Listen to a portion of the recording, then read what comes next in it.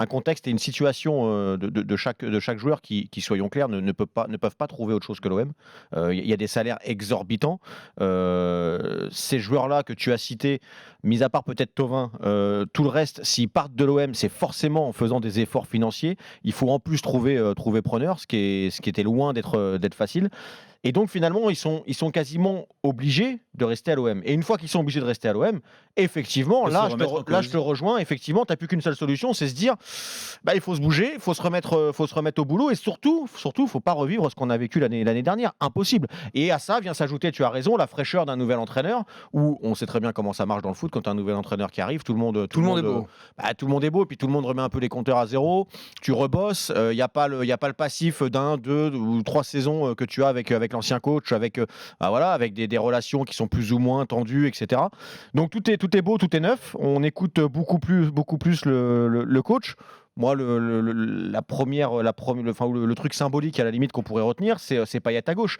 Payet à gauche, il avait pas très envie avec Rudy Garcia. On va pas se tromper. Il était resitué dans l'axe parce que c'était ses envies. Et puis là, on découvre Dimitri Payet très en forme, très affûté, qui peut jouer à gauche. Ne le dérange pas. Il l'a dit lui-même Il a dit, c'est la aujourd'hui. première fois que je Et joue à tant mieux. gauche depuis mes débuts avec Nantes. Ben voilà. Il y a 10 ans, Alors, 12 ans. moi, je suis pas d'accord parce même à l'OM, il avait Oui. rejoué à gauche. Sauf que c'était pas très Même à probant.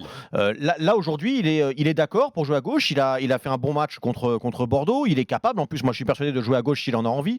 Mais il faut faire des efforts défensifs, il faut faire plein de choses.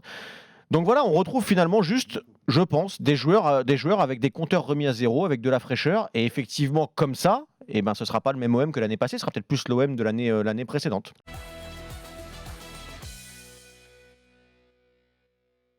80 millions sur 2 saisons, c'est ça? Tiens, on va revenir sur les C'est chiffres. ce qu'a annoncé Joe Dagrosa quand il a pris le club. Et c'est pas beaucoup finalement. C'est les droits télé de la Ligue 1 à l'étranger, Qu'est-ce 80 que millions. tu fais? Qu'est-ce que tu fais?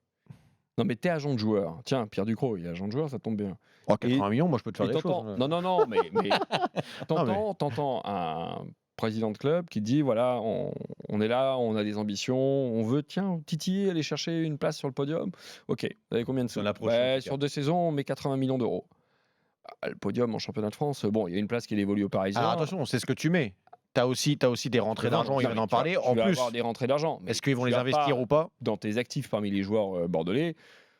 Tu n'as pas. Alors, Koundé, ils l'ont bien vendu. Ils l'ont vendu autour de 15-18, je 25 crois. millions d'euros. Ah, 25 plus. À Séville. Ils ont bien payé Séville. tiens, Ouais, pour le l'air coup. de rien, c'est beau. Quoi. Mais c'est pas. Pour moi, c'est pas suffisant. Et encore une fois, et peut-être encore un peu plus d'une manière caricaturale à Bordeaux qu'à Marseille, on est une fois de plus dans l'effet d'annonce.